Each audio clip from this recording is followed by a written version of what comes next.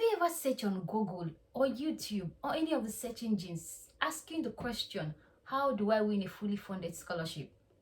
Really? If you have not, I have searched for it. Before I got the Commonwealth Share Scholarship in 2022, I have searched how to win a fully funded scholarship. The people that won the scholarship, what do they know? Is there a particular template for anybody to follow to win a fully funded scholarship? I searched for it true and true. And in my search, I haven't really seen anybody so detailed on actually how to win a fully funded scholarship. Don't get me wrong, they cover the area, but deep into what exactly it is, there's always a secret to everything. How to win a fully funded scholarship. I cracked the nut and I'm here to share with you all actually how to win a fully funded scholarship. And I'm not going to hide anything from you. And if I were you, I would stay true to the end of this video to actually find the secret on how to win a fully funded scholarship. Let's get the ball rolling. The first and most important thing to win a fully funded scholarship is actually to submit to mentorship. That might sound cliche, but I'm going to tell you a story. So in 2022, when I won the Commonwealth Share Scholarship, I also got into Chevening interview, and both of us knows that it is not an easy peasy or a walk in the park to actually get into Chevening interview. What was the difference for me? This was my second year of applying for scholarship, and I got it. It's because I submitted to mentorship. I am not saying get a mentor that you would tell every critical aspect of your life. No, I didn't say that. Submit to mentorship to somebody that connects with you, somebody that totally resonates with you, especially when it has to do with scholarship. For example, I write a lot on my LinkedIn, I write a lot on my Instagram. I don't write very much on my Twitter. But if you read my posts, do my posts resonate with you? When you read other scholars' posts, does their posts really resonate with you? That should be the person you should submit to mentorship. It's going to be, when you're starting, it's going to be diverse view, but it's really, really going to help you.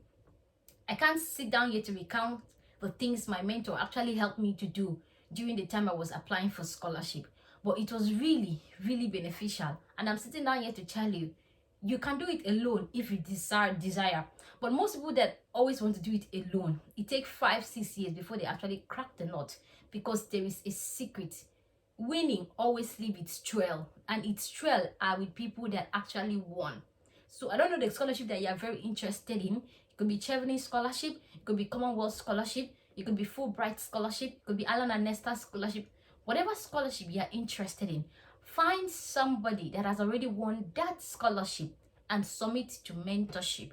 It's not going to be easy. You're going to be stretched, but you will be better off. It will further prepare you for the graduate life in the in abroad that you are actually looking for. So yes, my first point is submit to mentorship.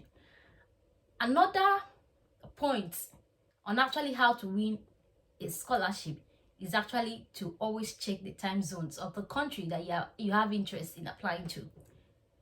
Depending on where you are, okay, right now, my country, where I come from, Nigeria, is 1 hour ahead of United Kingdom. And the Commonwealth Share Scholarship is going to close by 12th of December. It is in your duty to check, 12th of December, is it GMT or is it GMT plus 1? Nigeria use GMT plus 1, but the UK use GMT. Do you understand? That's the difference. So if you're applying to United States, if you're applying to Australia, if you're applying to Canada, it is in your position to actually check their time zones and the time zone that you are located. What is the difference? What time do I have? How much time left do I have to actually put in this application, and the portal will not close out on me? I've seen a lot of people who lose out on scholarship simply because of this single one mistake, not picking out the difference in time zone. It has cost a lot of people. Attending webinars that can be useful for you, always check those things. Those are the little details that are very important if you actually want to win a fully funded scholarship. Time zone differences, it's very, very important. Another thing is exceptional test score, exceptional standardized test score. Prior before now, the Chevening scholarship, one of the criteria was actually to have an IELTS. So if you don't have an IELTS, you won't even be eligible to apply to the Chevening scholarship. But over time, they scrapped that out and they made it particular to the university that you're applying to. If you did not have an IELTS, you can't apply for Germany like 2-3 years ago. That was the standard, but that standard has been scrapped out now. So you don't have anything to worry about. But how about the school that you actually want to apply to for admission? Do they require standardized test score? I know a lot of people in my state that actually their scholarship was revoked because they didn't have standardized test score. My school, for example, University of Warwick, if you do not write IELTS, if you do not write TOEFL, and if you don't meet their benchmark, they can't give you unconditional offer. So while you are preparing to win a fully funded scholarship, also prepare to write a standardized test. I'm not saying this is applicable to every school, but it is applicable to most schools in the United Kingdom, especially Ivy League schools. So if you are going to come here and you really want to win a fully funded scholarship, and you don't want your scholarship to be revoked, because even if you have gotten the scholarship, if you don't have an unconditional offer, your scholarship will be revoked. Yes, it's very important. So check out your schools. Is there a way they can waive your test scores for you? Can they accept WAEC in place of English proficiency test? Can they accept a letter from your university stating that English was taught in your undergraduate, you were taught in undergraduate? If you already have work experiences, would they accept the fact that your official language in your office has been English? That is your responsibility to actually find out. Check it out. Would they accept this thing? If they don't accept these things, then I think you have to look for a way and write a standardized test. That way you would be sure you will be one point ahead of those that actually want to get a scholarship. Another important factor is actually being intentional. Build tenacity and resilience. If you listen to scholars, they will keep telling you that applying for scholarship is a full-time job. Honestly, it is true. And you see that push, that intentionality, that tenacity and resilience, that in the morning when you wake up, you put on your clothes and you're going to work. You need exactly the same energy, even more when you're applying for a scholarship. You know why? Because in this world, you're not seeing the paycheck immediately. If you're going to work, you know that by the end of the month, the paycheck is going to come. You're going to go out there and treat yourself. But in applying for scholarship, you're not going to see that paycheck. It's not going to come. The time the paycheck is going to come is when you see that 1 year.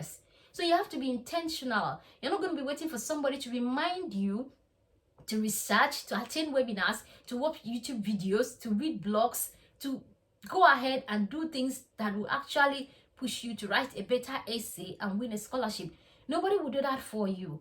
You would have to be the one to do that for yourself. So what I'm telling you right now is being intentional, building tenacity and resilience is another important factor if you actually really want to win a scholarship. You need to put on that hat of intentionality. It's going to pay off in the long run. You need to be bold and audacious. People are going to tell you, why are you punishing yourself? People are going to tell you, why are you suffering yourself to this length just to win a scholarship? But don't listen to them. Trust me. It's going to pay off. And when it pays off, every other person is going to come to your DM and be telling you, singing congratulations. Be bold. Be intentional. Be resilient. No matter what happens, make sure you're intentional in your scholarship application journey. Another point, if you actually want to win a fully funded scholarship, is to attend webinars. Read variedly. For example, if you are going to win the Commonwealth Scholarship is currently on, and every other scholarship, one thing you need to do is read every single page on the Commonwealth website. I mean, every single page. Scholars are going to hold webinars, they are going to hold seminars, they are going to hold workshops, they are going to make YouTube videos, they are going to post on Medium, LinkedIn. There are going to be so many opinions, sometimes contradictory opinions. But who holds the key to a scholarship? The person that holds the key to a scholarship is the Commonwealth Shared Commission. So what you have to do is check their website, read every single detail on their website, page to page, one point to the other. Check it out. Ensure that whatever is written there, their approach on actually how they want the essay to be approached, you've gotten it. You have written it down somewhere. It is stored in your head so that when you want to write your essay, you don't want to start thinking of opinions I heard somebody said. Now, the good thing is that after you've read from the Commonwealth Shared body in their website, and somebody is telling you, whether on video on YouTube, whether on a blog post or LinkedIn post, wherever, and it is actually the same thing with what these people are saying. Not really be the same thing, but it's going to be similar. It's going to be this, it's going to be aligning. Then you can pick your point. If the person put extra juices, they're going to put extra juices on those posts, then you can take those knowledge, you can take those points and actually put it in your essay writing. But the primary place you should actually read is the website of the scholarship body that you're indeed applying to. If you intend applying for Chevening, read every single detail on the Chevening application. Don't go about asking people. That is the mistake you make if you actually want to win a scholarship. Don't go about asking people, what do you think? Is that the nominating body? When all the information you need is on the website. Don't do that. If you actually want to win a scholarship, sit down, read every single detail on the intending scholarship that you actually want to apply to. You're going to see the difference. Another point, if you actually want to win a scholarship, is to research. I can't sound this enough. Research and research and research.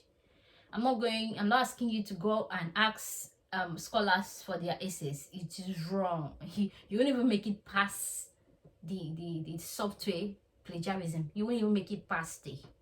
So research. Whatever it takes you to research, reading, going on YouTube, reading blog posts, reading with the website, reading LinkedIn posts, reading Medium. Research. You're going to have lots of information that will help you write your essays appropriately.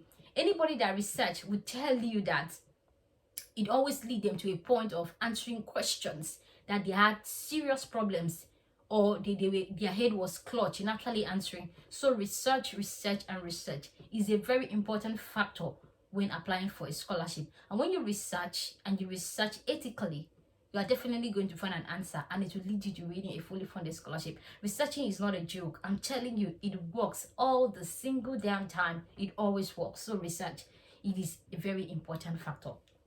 Another important point is building your leadership skill. I don't know how to put it, but it is in your position to actually go and check what is leadership. What does it mean to be a leader? Build up those skills: creativity, critical thinking, how to respond to questions, how to answer to somebody ethically, your thought process, how to help a community, how to add value and impact. All those things, building a team that actually makes people a good leader. Focus on building your leadership skill. And when you build your leadership skill, you will be in a better position to win a fully funded scholarship. Because in every single scholarship that I know about, having critical leadership skill is always a point of actually winning a scholarship. So today, make up your mind to be a leader. A leader in mind, a leader in approach, a leader in thoughts, a leader in way of life. Just do that for yourself. Not just because you want to win a fully funded scholarship, but because it pays off on the long run. So I'm rooting for you to wake up in the morning and decide, I'm going to put on my leadership hat wherever I go, whatever I do, because it represents you in entirety. So yes, do that for yourself, and I'll be right here to congratulate you. Okay, see, this point I'm about to mention is very important. Find the right person to write a recommendation letter for you. You can write the best of essays. You can have the best of skills. But if you don't find the right person to put in good words for you, you're equivalent to wasting your time. You know why? Because my time here in the United Kingdom, every single thing you apply for, even inside church, they ask for a recommendation letter. A recommendation letter is so important, it's so vital in every aspect of your life. So please, find the right person to write you a recommendation letter. Don't find somebody to write, I know this person is good, nice, and full stop. Please, that is wrong. Don't even look for that kind of person. Find somebody that knows how to write a recommendation letter. Find somebody that is willing to put in the good words for you out there. It's very important. It's a very important criteria, because even when you're applying for admission, they ask for a recommendation letter. How much more is scholarship? So find somebody that can write a good recommendation for you. Okay. This is going to be the last point. I didn't intend this video to be this long. I wanted to make it 10 minutes, but we're already almost in 15 minutes. But yes, Take online courses. I always like to use myself as an example. I study civil engineering, but I am currently studying big data and digital futures at the University of Warwick. What really helped me to transit was because I took several online courses. You might say, okay, I study civil engineering, but I still want to do civil engineering in my master's. Oh, no problem. That's totally fine. But what year did you study civil engineering? You study civil engineering in a developing country. Do you understand? So Coursera is there to actually help you level up your skill to the people that you're coming to meet. EDS is there, Allison is there, LinkedIn is there, those learning platforms are there. Get in there and build your skill. The last video I shoot, I mentioned that if you're actually going to win a scholarship, the scholarship body expects you to bring in certain level of vocabularies that is in cognizance with the course that you're trying to apply. So you must know certain terms and applications, those wordings that are applicable to the scholarship you intend to apply for, the subject matter. So if you take online courses, it will level up your knowledge. It will build you up to a particular level that you'll be sure, you'll be certain that you know something about it. So when somebody read your SOP, when somebody read your essay, they can say, okay, this person have a good knowledge on the subject matter that the person is trying to talk about. That sets you apart. So go on Coursera. Some courses are free. All the courses are free. Just that if you want your certificate, you have to pay for it. That's the only difference. But getting the knowledge is very, very important. I think even on Coursera, you can apply for financial aid and they can approve it for you and you would get your certification. So yes, take online courses, build yourself. I've listed out 9 ways on actually how to build a fully funded scholarship. I don't know if I should recap it, but it is 9 ways. The first thing I mentioned was submit to mentorship. So with all this full package, trust me, if you have this up to date, there is no how you will not be able to write a winning essay. There is no how you will not be able to win a scholarship. So if you have like 1 year from, if you are projecting next year, September, to win a fully funded scholarship, put these things into action and trust me, I'll be right here again to celebrate you. So once again, this is the end of this video. I wish you all the best. I am here rooting for you. Till I see you next time, stay blessed and have a great life. If you have a question, you can drop it on the comment section. I would answer it. If I don't answer it immediately, I always attach my LinkedIn to the description button of every video. That way you can connect to me on LinkedIn and you can drop a message for me on my DM and I would be able to respond to it. I respond to LinkedIn more than any other place, but I'm trying so much to respond to questions on YouTube these days. So in both ways, you can always reach me and ask for questions. So yes, see ya.